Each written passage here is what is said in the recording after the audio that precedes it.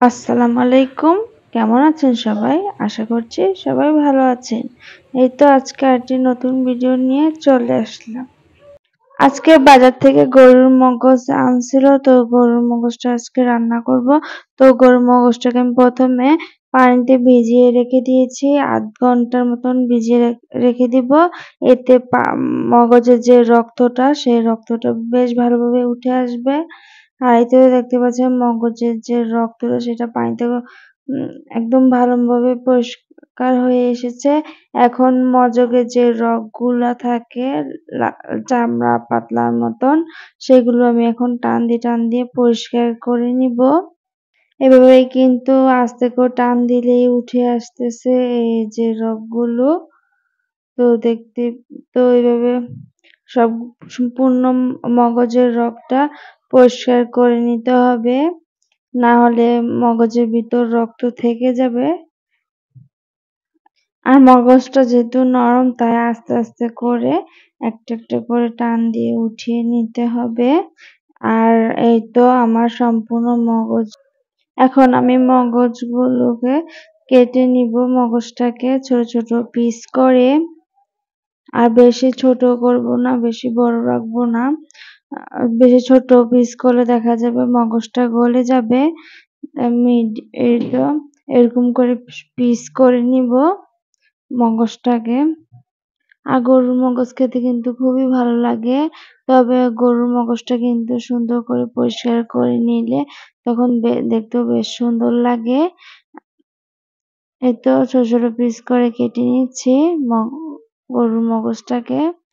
তো গরুর মগজটা কিভাবে পরিষ্কার করতে হয় সেই টিপসটা আপনাদের সাথে শেয়ার করে দিলাম। আশা করি অনেকের উপকারী আসবে, যারা হয়তো জানে না কিভাবে মগজটা পরিষ্কার করতে হয়। এই তো আমার আজকের ভিডিও আশা করছি আপনাদের কাছে খুবই ভালো লাগবে। ভালো লাগলে আমার পাশে থাকবেন, আমাকে সাপোর্ট করবেন। এই তো আমার মগজগুলো কাটা হয়ে গেছে। আমার সম্পূর্ণ মগজ কাটা হয়ে গেছে। তারপর কাটার পর আর ধুবো না। কাটার আগেই বেশ ভালোভাবে মগজটাকে ধুয়ে নিয়েছি। এখন চলে আসলাম মগজটা রান্না করার জন্য। তেলটা গরম হয়ে আসলে এর মধ্যে আমি এখন পেঁয়াজ কুচিটা দিয়ে দিচ্ছি। আর আমি যেহেতু একটা মগজ রান্না করব, তার জন্য এখানে ২ টা পেঁয়াজ নিয়েছি। এই তো পেঁয়াজটাকে এখন ভেজে নিব। পেঁয়াজটাকে আরকি প্রথমে লাল করে ভেজে নিব। তো পেঁয়াজটাকে একটু ভেজে নিয়ে তারপর এর মধ্যে দিয়ে দিব একটা তেজপাতা। আর যেহেতু গরম মসলা ইউজ করব, তার জন্য আর দারচিনি, এলাচ দিচ্ছি না। উম পেঁয়াজটা লাল হয়ে আসলে এর মধ্যে এখন দিয়ে দিব আদা রসুন বাটা। একটু আদা রসুন বাটাটা দিয়ে নেড়ে চেড়ে নিচ্ছি আর কিছুক্ষণ আদা রসুন বাটাটাকে ভেজে নিব। তাহলে আদা রসুন যে একটা গন্ধ সেটা থাকবে না। এই তো লাল করে ভেজে নিচ্ছি। এই তো ভাজা হয়ে আসলে এখন অল্প পরিমাণে পানি দিয়ে দিচ্ছি মসলাটা কষানোর জন্য। এখন এর মধ্যে দিয়ে দিব হলুদ, মরিচ, জিরা, ধনিয়ার গুঁড়া।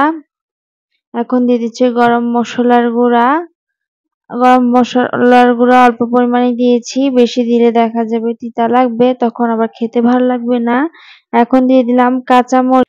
এখন মসলাটাকে বেশ ভালোভাবে কষিয়ে নিব। মসলাটাকে ভালোভাবে কষিয়ে নিতে হবে যতক্ষণ না মসলা থেকে তেলটা ভেসে উঠতেছে উপরে। আর মসলাটাকে তো অনেকটাই তেল উঠে এসেছে মসলা থেকে উপরে। আরো ভালো করে আরেকটু কষিয়ে নিব। তো আমার ভিডিওটি ভালো লাগলে আমার চ্যানেলটিকে সাবস্ক্রাইব করে আমার পাশে থাকবেন। যারা আমার চ্যানেলে নতুন এসেছেন, তো দেখতে থাকুন কিভাবে আজকে গরুর মগজ ভুনাটা করতেছি।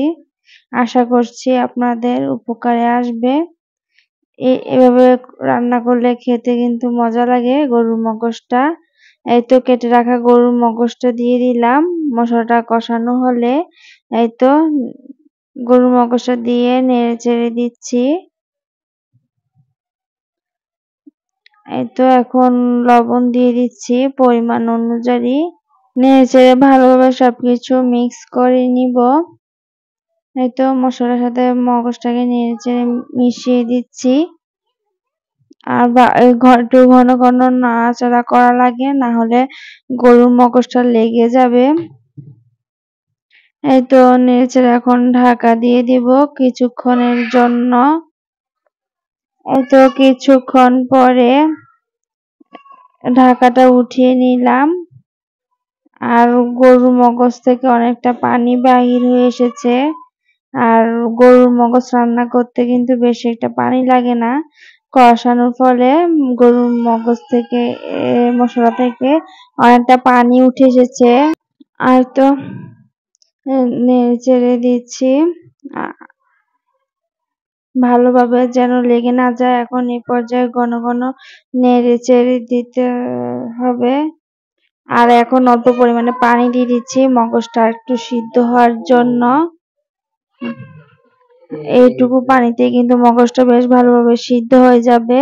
যেহেতু মগজ থেকে অনেকটা পানি উঠেছিল, সেই পানি দিয়ে অনেকটাই সিদ্ধ হয়ে গেছে মগজটা। তারপর যখন ঝোলটা কমে আসবে তখন সামান্য একটু ঝোল দিয়ে মগজটাকে আমি ভুনা ভুনা করে নিব। আর এখন ঢাকা দিইনি আর, এতেই মগজটা এমনি সিদ্ধ হয়ে যাবে। এই তো আমার মগজ রান্না হয়ে গেছে। আর এখন আমি একটা বাটিতে মগজটাকে সার্ভ করে নিচ্ছি। এই তো একটা বাটিতে আমি সার্ভ করে তারপর আপনাদের সাথে শেয়ার করছি আবার। এই তো আর গরুর মগজটা খেতে খুবই মজার হয়েছিল। আমার বাসার সবাই কিন্তু গরুর মগজটা পছন্দ করেছে খেতে। আর রান্নাটাও খুবই ভালো হয়েছিল। তো আপনাদের কাছে কেমন লেগেছে আমার আজকের গরুর মগজ রান্না? এই তো আমার গরুর মগজের রান্নার ফাইনাল লুক। আশা করছি আপনাদের কাছে ভালো লাগবে। তো আজকে আর ভিডিওটি বেশি বড় করছি না। সবাই ভালো থাকবেন, সুস্থ থাকবেন। আল্লাহ হাফেজ।